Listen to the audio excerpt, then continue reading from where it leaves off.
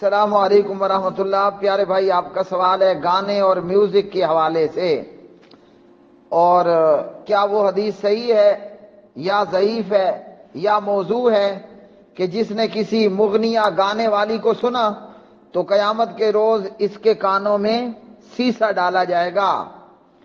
عادل الکلبانی اس سے پہلے بھی انہوں نے کچھ تاش اور اس طرح کے کاموں کے حوالے سے کوئی کارنامہ دکھایا جس پر میں نے جواب دیا۔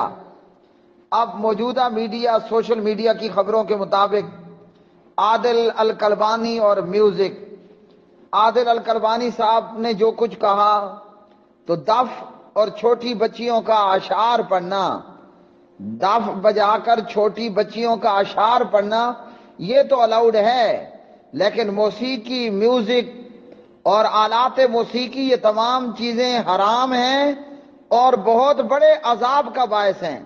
یہ عذاب دنیا میں بھی، قبر میں بھی اور آخرت کے اندر بھی۔ اس لیے اگر کوئی گانے اور میوزک اور موسیقی اور آلات موسیقی کو جائز یا حلال بتاتا ہے تو اس کا یہ کہنا اور کرنا حضرت محمد الرسول اللہ صلی اللہ علیہ وسلم کی شریعت مطہرہ کے اندر 100% حرام ہے۔ میوزک اور موسیقی کے حوالے سے قرآن مجید کی آیات بھی موجود ہے، آیت مبارکہ بھی، اور نبی علیہ الصلوۃ والسلام کی صحیح احادیث موجود ہیں۔ اگر ان صحیح کے ساتھ ضعیف یا اس سے بھی نیچے کی درجے کی روایت بیان کی جائے تو کوئی حرج نہیں ہے۔ ہاں، یہ ضرور بتایا جائے کہ یہ روایت صحیح نہیں ہے، ضعیف ہے، موضوع ہے، اس کا کیا درجہ ہے۔ میوزک، موسیقی اور گانا بجانا اور آلات موسیقی کے حوالے سے عادل الکلبانی اور میوزک، موسیقی، ان کا یہ کہنا درست نہیں ہے۔ درست یہ ہے جو اللہ کے قرآن نے کہا، نبی علیہ السلام نے فرمایا، صحابہ اور تابعین نے بتایا، اور اسی طرح علماء کتاب و سنت نے بیان فرمایا۔ وہ صالح الفوزان ہوں حافظہ اللہ، یا ان سے پہلے عبدالعزیز بن عبداللہ بن باز رحمۃ اللہ علیہ، یا دیگر علماء کتاب و سنت۔ اعوذ باللہ من الشیطان الرجیم وَمِنَ النَّاسِ مَن يَشْتَرِي لَهْوَ الْحَدِيثِ لِيُضِلَّ عَن سَبِيلِ اللَّهِ بِغَيْرِ عِلْمٍ وَيَتَّخِذَهَا هُزُوًا أُولَئِكَ لَهُمْ عَذَابٌ مُهِينٌ۔ اور لوگوں میں سے بعض وہ ہیں جو غافل کرنے والی بات خریدتا ہے تاکہ جانے بغیر اللہ کے راستے سے گمراہ کرے اور اسے مذاق بنائے۔ یہی لوگ ہیں جن کے لیے ذلیل کرنے والا عذاب ہے۔ اب اس آیت کے حوالے سے حضرت عبداللہ بن مسعود رضی اللہ تعالیٰ عنہ 3 بار قسم اٹھا کر کہتے ہیں لاہو الحدیث سے مراد گانا بجانا ہے، پلس ابن عباس اور جناب جابر بن عبداللہ رضی اللہ تعالی عنہم کا یہی کہنا ہے کہ لاہو الحدیث سے مراد میوزک ہے، گانا بجانا ہے۔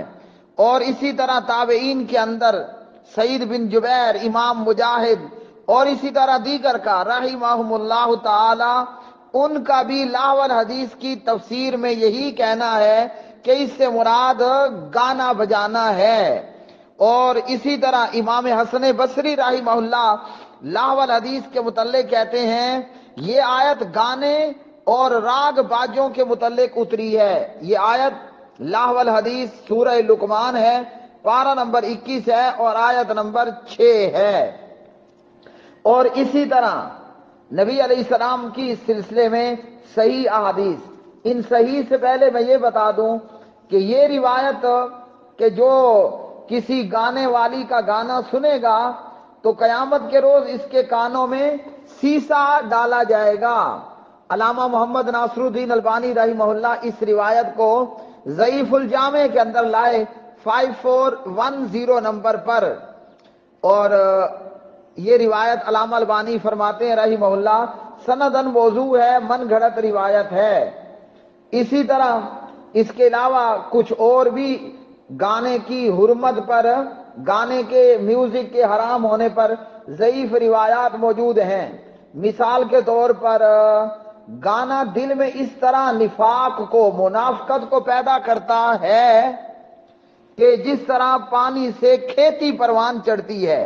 یہ احادیث ضعیف ہیں، لیکن گانا سننے اور گانا بجانا اور آلات میوزک اور موسیقی یہ حرام ہے، اور اس پر بڑی خوفناک قسم کی روایات ہیں، اور ہیں بھی وہ اعلیٰ درجے کی صحیح روایات۔ تو اس لیے عادل الکربانی صاحب کا یہ کہہ دینا کہ کانوں میں سیسا ڈالے جانے والی روایت ضعیف ہے، ثابت نہیں ہے، موضوع ہے، تو بات اگر اس روایت کی حد تک ہوتی تو عادل الکلبانی صاحب بجائیں بڑے شوق سے ڈھول، لیکن بات یہاں تک نہیں ہے۔ قرآن مجید نے لاہو الحدیث سے منع کیا، اور صحابہ تابعین رضوان اللہ علیہ مجمعین نے بتایا کہ لاہو الحدیث سے مراد گانا بجانا، میوزک اور موسیقی ہے۔ اب آئیے اس سلسلے میں صحیح احادیث کو ملاحظہ فرمائیے۔ نبی علیہ الصلوۃ والسلام بیان کرتے ہیں لَيَكُونَنَّ مِنْ أُمَّتِي أَقْوَامٌ يَسْتَحِلُّونَ الْحِرَى وَالْحَرِيرَ وَالْخَمْرَ وَالْمَعَازِفَ وَلَيَنزِلَنَّ أَقْوَامٌ إِلَى آخِرِ الحدیث۔ صحیح بخاری کتاب الاشربہ حدیث نمبر 5590۔ میری امت میں کئی لوگ ہوں گے جو شرمگاہ یعنی زنا، ریشم، شراب، باجوں کو، آلات موسیقی، باجوں کو حلال کر لیں گے، اور کئی لوگ پہاڑ کے پہلو میں اتریں گے، ان کے چرواہے شام کو ان کے چرنے والے مویشی لایا کریں گے، ان کے پاس فقیر اپنی حاجت کے لیے آئے گا، وہ کہیں گے کل آنا، تو رات کو اللہ تعالیٰ ان پر عذاب بھیجے گا، اور اللہ ان پر پہاڑ گرا دے گا، کئی دوسروں کی شکلیں بدل کر بندر اور خنزیر میں اللہ تعالیٰ بدل دے گا۔ تو عادل الکربانی یا ان کے ماننے والے یا میوزک اور موسیقی کو اہل بدعت اور اہل شرک کی طرح حلال سمجھنے والے رقص کے نام پر، یا جو ہے وہ جناب تصوف کے نام پر، یا اسی طرح دیگر چیزوں کے نام پر، اللہ تعالیٰ ایسے لوگوں پر پہاڑ گرا دے گا، ہیں اللہ ان کو بندر اور خنزیر بنا دے گا۔ یہ کون لوگ ہوں گے؟ جو زنا کو حلال بنا بیٹھیں گے، اور گاجوں باجوں کو اور شراب اور ریشم کو حلال بنا لیں گے۔ اسی طرح حضرت ابو مالک اشعری رضی اللہ عنہ بیان کرتے ہیں، ابن ماجہ کتاب الفتن میں 4020، علامہ البانی رحمہ اللہ فرماتے ہیں روایت صحیح ہے۔ کیا فرمایا؟ لَيَشْرَبَنَّ نَاسٌ مِّنْ أُمَّةِ الْخَمْرَ يَسُمُّونَهَا بِغَيْرِ اسْمِهَا۔